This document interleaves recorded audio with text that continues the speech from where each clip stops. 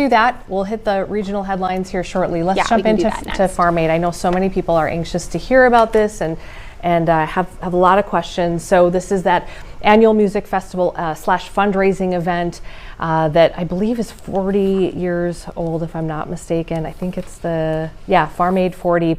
And the goal here is really to support, family farmers and promote now sustainable agriculture. And for the first time ever, it's coming to Minnesota. This is a really big deal. So joining me now is Jennifer Fahey, co-executive director of Farm Aid. Thanks for being with us. Thanks for having me. Yeah, so let's set the stage here. I was saying a few minutes ago, people of a certain generation, when they hear Farm Aid, it's going to just give you all the feels, and it's going to just remind you of a time. And it was such a big deal when it first happened, and then through the years. Take us through a little brief history of Farm Aid.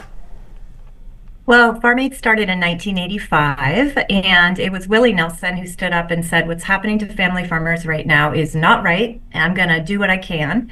He pulled together a concert in 6 weeks that played in Champaign, Illinois, before an audience of 80,000 people, and brought together more than 50 artists and raised $7 million.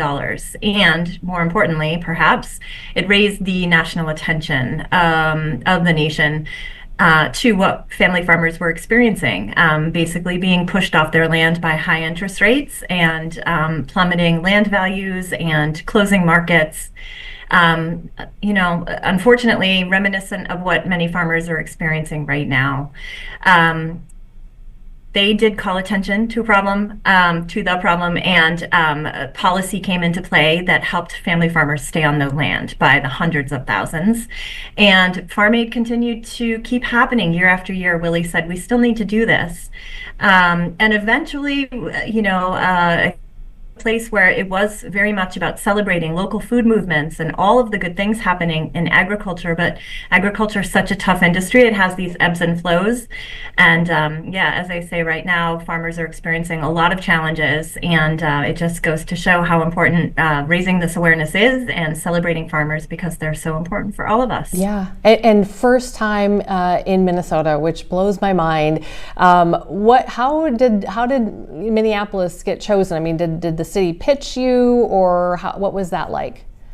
We keep our ear to the ground and listen to where farmers are telling us they would like to see the festival come. Willie has always wanted it to move across the country and be in places that it can celebrate and reach farmers, and really highlight the unique conditions and challenges and opportunities before farmers in those regions. Minnesota is such a state steeped in agriculture, and yet we hadn't had the right conditions to get here yet. So we're really thrilled to finally be making it here in our 40th year. We found the right venue, we found the right conditions. We're so thrilled. We've been doing a lot of on-the-work preparation and have received a really warm welcome. Well, so we're grateful. We're so glad. So tell us, let's get into some of the nitty-gritty here. Where, when, and who is going to be there? We will be at Huntington Bank Stadium at the University of Minnesota on Saturday, September 20th. It is a full day of music. Doors will open at noon. The music will go until 11 p.m. Willie Nelson, Neil Young, John Mellencamp, Dave Matthews, Margot Price, Nathaniel Rateliff and the Night Sweats, Billy Strings, local favorite, Trampled by Turtles, and so many other bands will be rounding out our lineup. Additionally, we have our homegrown concessions, which is incredible. We're going to have family farmer food throughout the entire venue at every concession stand. And hopefully folks will actually get a chance to meet the farmer who grew their lunch. Very cool. And is it just one ticket gets you in for the entire day? How does it work? Exactly. Yes. Okay. One ticket for the full day. We always tell people to pace yourself. It's a lot of music for one ticket price. For Hall of Fame artists on one stage in one day is a pretty epic show. Yeah, no kidding. And then how about where will the money go? How much of the money will go to, is it local farmers, farmers all over the country? all of the proceeds go to Farm Aid, and we use it in various different ways. We do our own internal work to support farmers 365 days a year. So that includes our farmer hotline, that includes advocacy work that we join with farmers to do both at the federal and state levels. It includes public education and really connecting people to farmers and helping to grow their markets.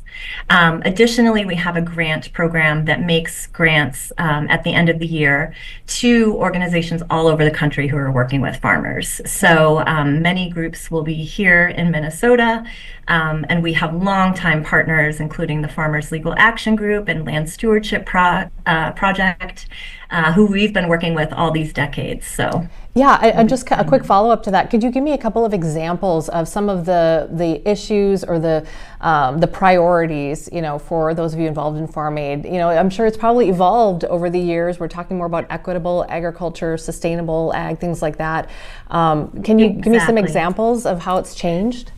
Sure, yes. Well, I think, after the immediate crisis of the farm crisis of the 1980s, we moved into this era of seeing more industrialization of agriculture, and in particular, the rise of factory farms in the livestock industry. So there were a lot of efforts, which continue to this day, because this is still a challenge in our food system, around making sure that communities have control and can make decisions about the kind of agriculture that's in their own backyards. But in the 2000s, we began to also move into what I think of as the third wave of Farm Aid, which is really encouraging folks to get out, to support farmers directly, to go to farmers markets, to become members of community-supported agriculture or CSA programs, and make sure that their money is supporting the farmers in their own community. And that is just this incredible opportunity we all have that can enrich our lives and also enriches our local community, keeping that money circulating in the local economy and supporting farmers. Jennifer, do you have a sort of a background? Did you grow up on a farm, or what calls you to this organization?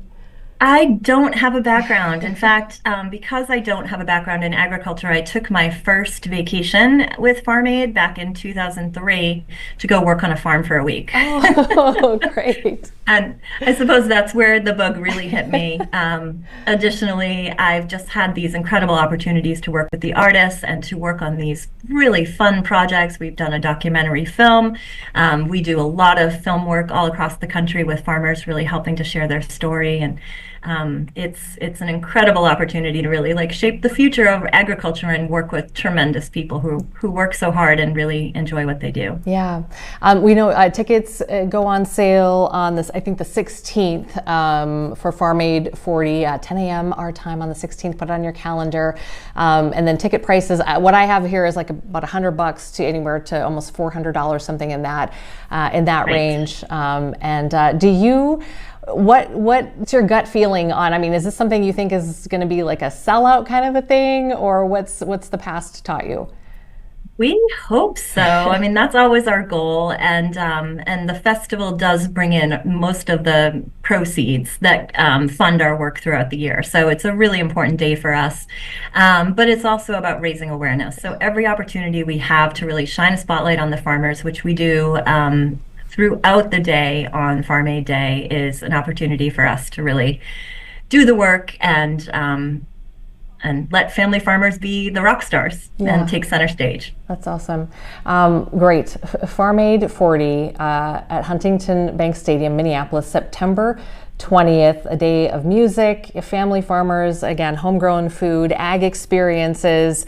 It's kind of everything you could ask for. And I hope and I think it'll be just a huge, huge success here in this community, because it's never been here before, and I can't think of a better place for this to be. So thank you for your time today, and we really look forward to it. Maybe we'll check in with you later. Hey, maybe if you add another act or two, you can let us know too, because sometimes you guys add more later. Not that We do, yes, okay. And we'd love to bring farmers on the air too. So, yes, we'd love to be in touch. Well, Amber, the producer you just spoke with, grew up on a dairy farm in Wisconsin, and so we always, my family dabbled in ag too growing up. So we always say we don't do enough with the ag community on this show, and we'd be more than happy to do whatever we can as well to just talk about it. So thank you. Appreciate your time. I look forward to it. All right. Thanks, Jennifer.